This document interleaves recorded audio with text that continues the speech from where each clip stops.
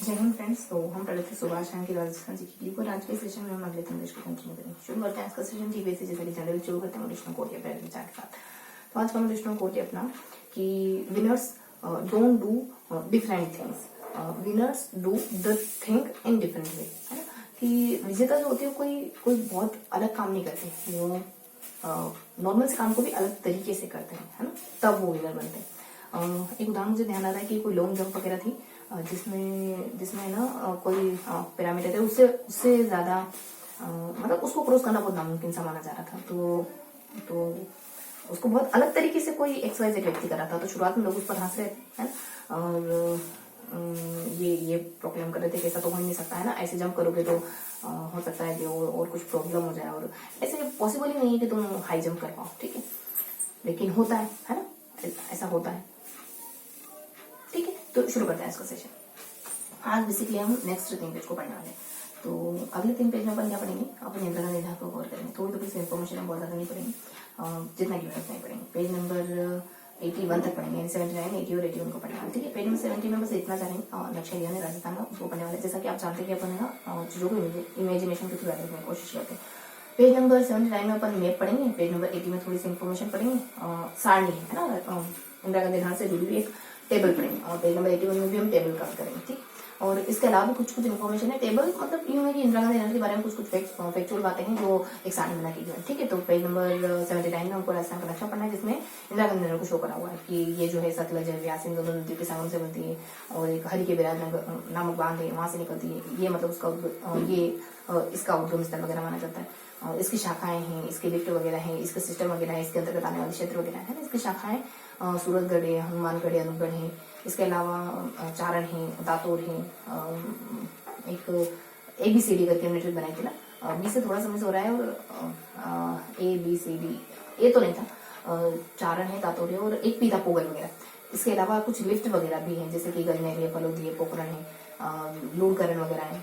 इसके अलावा कुछ श्री कंवर सेन वगैरह है ना, ये सारी इसकी लिस्ट वगैरह। इसके अलावा 1-2 और हो सकती है, और कुछ सिस्टम वगैरह है, रावल सिस्टम वगैरह, और सागर में गोपा सिस्टम वगैरह। कुछ इसके अंतर्गत आने वाले क्षेत्र वगैरह है, जैसे कि इंदिरा गांधी नहर क्षेत्र है, और नहर क्षेत्र करके कुछ सिद्धमुख के अंतर्गत आने वाला क्षेत्र करके, ठीक है। तो जैसा गिवन था, जो गिवन था मैंने आपको बता दिया। अब ये क्या है, क्यों है, ये मुझे भी बहुत ज्यादा नहीं पता, आपको मैं फर्स्ट बार पढ़, ठीक है। और इसके अलावा नेक्स्ट में हम क्या देखते हैं, थोड़ी सी इन्फॉर्मेशन है कि इससे 10 जिले लाभान्वित हो रहे। कौन कौन से जिले? सीमावर्ती जिले हैं, फिर शेखावटी का क्षेत्र है, और जोधपुर और नागौर को भी ऐड करना है। सीमावर्ती जिले जानते हैं ना, बीकानेर वगैरह, जैसलमेर वगैरह, बाड़मेर वगैरह, है ना, गंगानगर, हनुमानगढ़, ये सब, और जोड़ सिक्का, नागौर, जोधपुर, ये सब। और इसके अलावा कुछ कुछ परियोजनाएं, जैसे कि राम है, सूरत है, गुंडा है, और बरसिंह है ना, राम की सूरत, गुंडे जैसी, ये इस तरीके से ध्यान रखें। ये वो परियोजनाएं जो इंदिरा गांधी नहर से लाभान्वित हो रही है। इसके अलावा बाड़मेर का जो रिफाइनरी एरिया वो भी इंदिरा गांधी नहर से लाभान्वित हो रहा है। इसके अलावा कुछ सारणी में कुछ इन्फॉर्मेशन देते हैं, बहुत सारी इन्फॉर्मेशन है, कुछ कुछ तो पल्ले नहीं पड़ती। कुछ जो पल्ले पड़ी वो यूं है कि ये हनुमानगढ़ से एंटर करती है, मुख्य नहर की लंबाई 445 मीटर है। फिर पीछे की तरफ चले जाते हैं, सारणी अधूरी है यहाँ। देखो सेकंड पेज में कुछ 2-4 फैक्ट जाने, 10 जिले वगैरह, कौन सा रिफाइनरी एरिया वगैरह, और ये कुछ कुछ परियोजना वगैरह से लाभान्वित थी सब। और हाँ, दूसरे चरण में कुछ 6 लिफ्ट नहर निकाली गई, और इसे 3.20 हेक्टेयर एरिया को 3.20 हेक्टेयर एरिया को सिंचित करने का लक्ष्य रखा था। ये 2-4 फैक्ट गिवन है, उसके नीचे इसके बाद से सारणी शुरू हो जाती है, और ये सारणी पीछे भी कंटिन्यू होती है। फिर जैसे सारणी खत्म होती है, वहां कुछ उसके नीचे कुछ फैक्ट गिवन है, ठीक। तो फैक्ट सारणी और सारणी फैक्ट, इस तरीके से दोनों के स्कोर हो रहे हैं लास्ट के। तो सारणी में बहुत सी इन्फॉर्मेशन थी, है, जिसमें से कुछ कुछ हुए कि हनुमानगढ़ से एंटर करती है, और मुख्य नहर की लंबाई 445 मीटर है, और क्यूसेक करके कुछ था कि इसकी क्षमता कितनी क्यूसेक है, तो 18500 और फिर 173, अलग अलग था ना, कुछ इसमें कुछ अलग, ये अलग क्यूसेक है, ये अलग क्यूसेक, लेकिन इस तरीके से कुछ इन्फॉर्मेशन थी पीछे की तरफ। इससे अलावा में जिले बहुत सारे, बस नई जिले कुछ एड कर लेंगे अपन, लूणकरण, फलोदी, पोखरण, है ना, बालोतरा वगैरह, ये सब, ये 3-4 जिले एड कर लेंगे। इससे अलावा जिले। इसके अलावा कुछ खास इन्फॉर्मेशन तो थी नहीं। अब हाँ, कुछ लंबाई चौड़ाई और बस इतनी थी। और फिर गिवन था कि इसकी नीचे की तरफ गिवन था, मतलब पैराग्राफ में अलग अलग पैराग्राफ, 4-5 पैराग्राफ है, जिसको प्रशासन ढांचा को नियंत्रित करता है, तो जयपुर मंडल करता है। फिर इसके लाभ क्या है, इसके हानि क्या है। लाभ वो वनस्पति वगैरह आ जाना, ये सब है ना, अन्न की समस्या, मतलब खाद्य की समस्या दूर हो जाना, चारागाह की समस्या दूर हो जाना, सब। और इसके हानि क्या है, लवणिका की समस्या, सेवी समस्या, सब। और उर्वरकता, बस ये 2 समझ ध्यान रखें। इसके अलावा एक और पॉइंट था कि इससे जुड़ी हुई पेयजल परियोजना, 3 परियोजना इससे जुड़ी 3 पेयजल परियोजना, एक कवर सेन है, एक राजीव गांधी और तीसरी आपनी लाडो, ठीक है, आपनी करके, लाडो तो नहीं आपनी। और ये किन किन जिलों से जुड़ी है, तो पहली जो है वो हनुमानगढ़ और अनूपगढ़ से जुड़ी हुई है, और अनूपगढ़ और हनुमानगढ़, हाँ, और बीकानेर हनुमान। और जो सेकंड वाली है वो जोधपुर ग्रामीण, और लास्ट वाली जो है वो चूरू हनुमानगढ़ और चूरू झुंझुनू, ठीक है, 2 चरण में इस वजह से।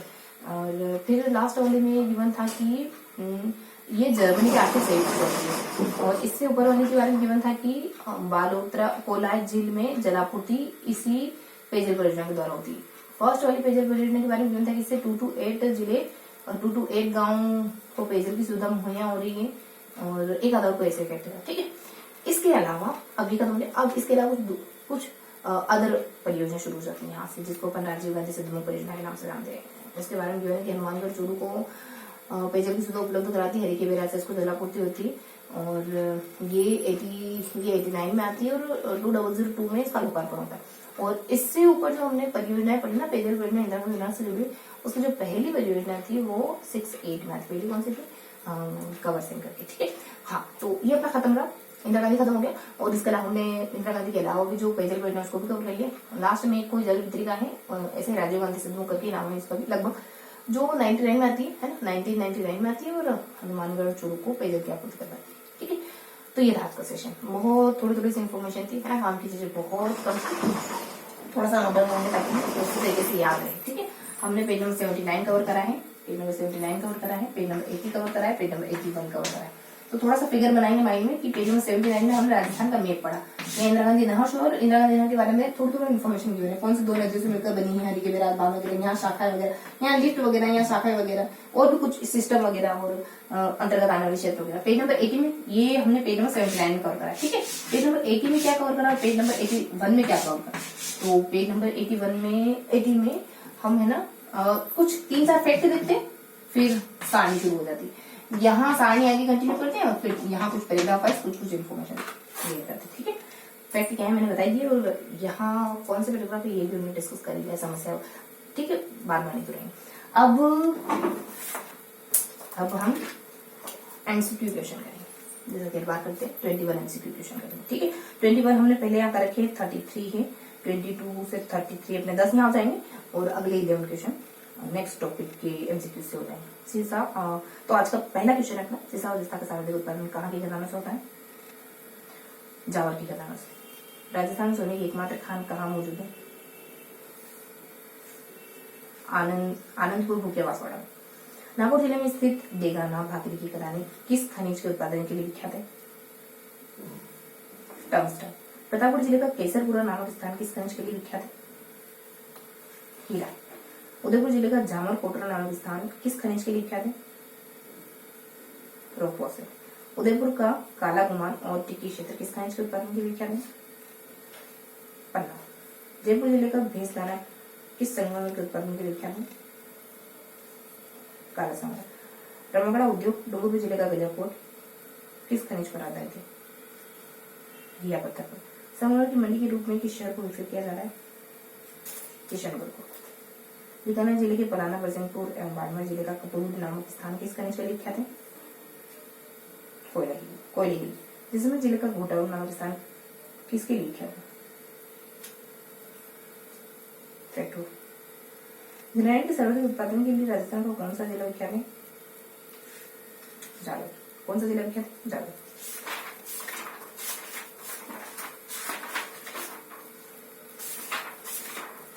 अब 11 क्वेश्चन और करेंगे, ठीक है। वर्तमान राजस्थान में पशुधन का घनत्व कितना है, 166। भारत में प्रथम पशु गणना कब प्रारंभ हुई थी, 1919 से 1920। राज्य की नवीनतम 20वीं पशु गणना कब की थी, 2010 में, 17 में, ना 2017। राज्य में सर्वाधिक पशु किस जिले में पाए जाते हैं, कौन से जिले में हो सकते हैं, बाड़मेर में सबसे ज्यादा पशु। राज्य में न्यूनतम पशु किस जिले में पाए जाते हैं, किस जिले में होंगे, धौलपुर में सबसे कम पशु, है ना। पशुओं की दृष्टि से राजस्थान का देश में कौन सा स्थान है, कौन सा होना चाहिए, दूसरा। राज्य के शुद्ध घरेलू उत्पादन में पशुधन का कितना प्रतिशत योगदान है? 10%। राजस्थान में पशुपालन से कितने प्रतिशत राजस्व की प्राप्ति होती है? तो अराउंड 30 है ना, 29%। राजस्थान में सर्वाधिक पशुधन कौन सा है? सबसे ज्यादा कौन सा पशु पाया जाता है? बकरियां। राजस्थान में देश का कितना प्रतिशत पशुधन? कितना परसेंट? 10%। क्षेत्रफल भी इतना है। भारत के क्षेत्रफल का 10% राजस्थान, पशुधन भी इतना ही। राजस्थान में संपूर्ण भारत की कितनी प्रतिशत ऊन प्राप्त होती है? कितने प्रतिशत ऊन हमारे पास है भारत की? 37%। ठीक, तो ये था आज का सेशन। आपसे एक क्वेश्चन पूछूंगी, पशुधन का कितना परसेंट हमारे पास है ना? ये था आज का सेशन। मिलते हैं इसी किसी अगले सेशन में। तब तक के लिए हंसते मुस्कुराते रहिए, दिल से पढ़ाई करते रहिए। जय हिंद।